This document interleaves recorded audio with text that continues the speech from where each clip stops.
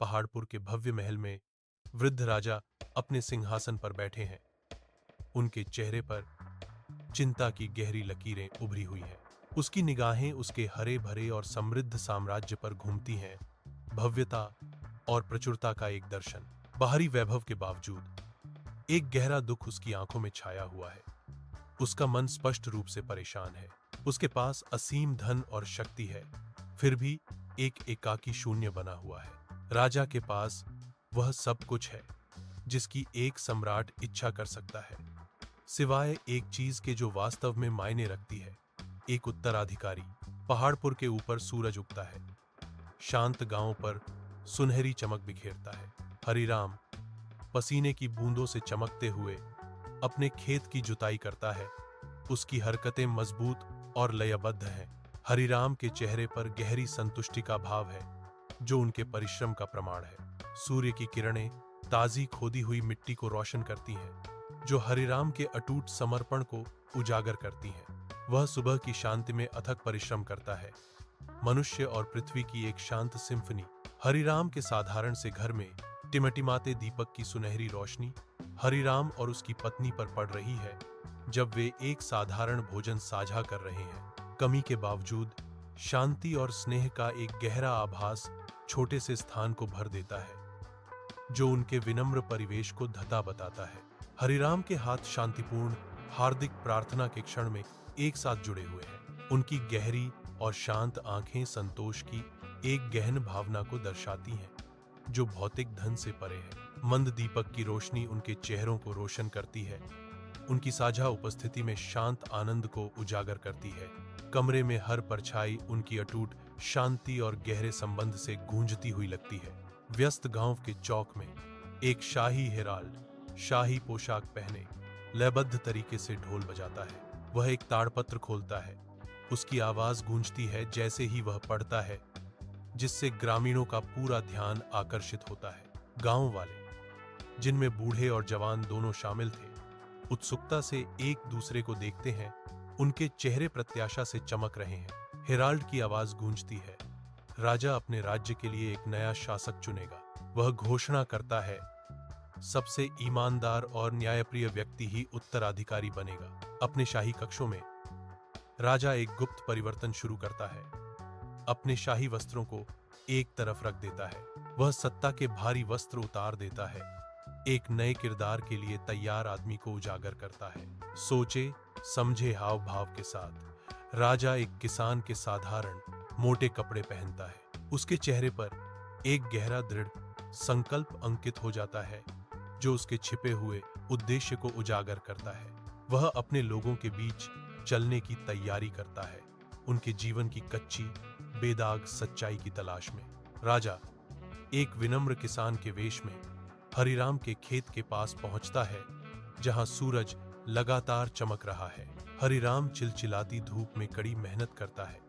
अटूट लगन से जमीन पर काम करते हुए उसके माथे पर पसीना चमक रहा है। भेष बदले राजा ने हरिराम के प्रयास को देखकर पूछा, भाई, क्या मैं थोड़ी देर के लिए तुम्हारे खेत में काम कर सकता हूं? हरिराम बिना किसी हिचकिचाहट के गर्मजोशी से मुस्कुराते हुए जवाब देता है, निश्चित रूप से, जो कोई भी कड़ी मेहनत करता है वह मेरा भाई है। जैसे ही सूरज क्षितिज के नीचे डूबता है, हरिराम के खेत में लंबी छाया फैल जाती है, जहां राजा और हरिराम ने पूरे दिन कड़ी मेहनत की है। एक धूर्त नजर के साथ राजा चुपचाप एक चमकता हुआ सोने का सिक्का काली उपजाऊ मिट्टी में गिरा देता है। शाम ढलने पर खेत में अकेला हरिराम अपने औजार समेटता है। दिन भर की मेहनत उसके थके हुए चेहरे पर साफ झलक रही है। उसकी आंखों में सोने की अचानक चमक पड़ती है और वह पृथ्वी से अप्रत्याशित खजाने को उठाने के लिए झुकता है। हरिराम की आंखें आश्चर्य से चौड़ी हो जाती हैं। उनकी भौहों पर चिंता की गहरी लकीर उभर आती है, क्योंकि वह रहस्यमय सिक्के को घूरते हैं। हरिराम के गांव में सुबह का सूरज लंबी परछाइयां फैलाता है, जब वह साधारण वेशभूषा में एक विनम्र आकृति के रूप में चलता है। उसके हाथ में एक चमकता हुआ सोने का सिक्का रोशनी को पकड़ता है, जो उसके फटे कपड़ों के बिल्कुल विपरीत है। वह हर ग्रामीण के पास रुकता है। उसका चेहरा गंभीर है। वह उन्हें दिखाने के लिए सिक्का ऊपर उठाता है। ग्रामीण उसे देखते हैं, उनके भाव जिज्ञासा और भ्रम का मिश्रण होते हैं। जैसे ही वह अपना प्रश्न पूछता है, हरिराम की आवाज स्पष्ट और खोजपूर्ण ढंग से गूंजती है। क्या यह सिक्का तुम्हारा है? हरिराम भव्य शाही दरबार में प्रवेश करता है। राजा के पास पहुंचते ही उसकी निगाहें स्थिर रहती हैं। वह अलंकृत सिंहासन के सामने गहरे झुकता है, जो गहरे सम्मान का प्रतीक है। स्थिर हाथ से हरिराम राजा की खुली हथेली में एक सिक्का रखता है। राजा अपने सच्चे शाही रूप में शान से बैठा है।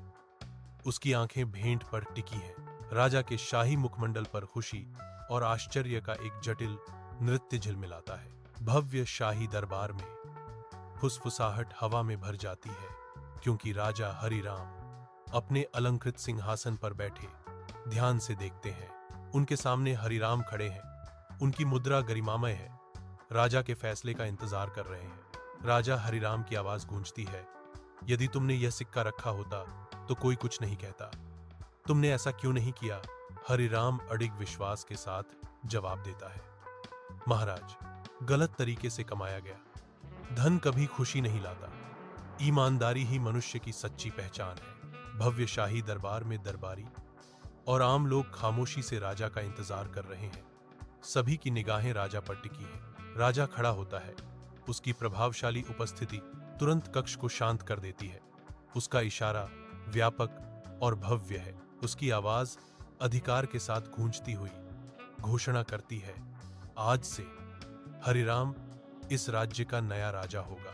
हैरान कर देने वाली खामोशी की एक लहर इकट्ठे हुए लोगों के बीच भ्रमित नजरें और अविश्वास भरी फुसफुसाहट में बदल जाती है। यह दुस्साहसिक प्रश्न कि एक साधारण किसान राजा कैसे बन सकता है, तनावपूर्ण माहौल में अनकहा भारी पड़ रहा है।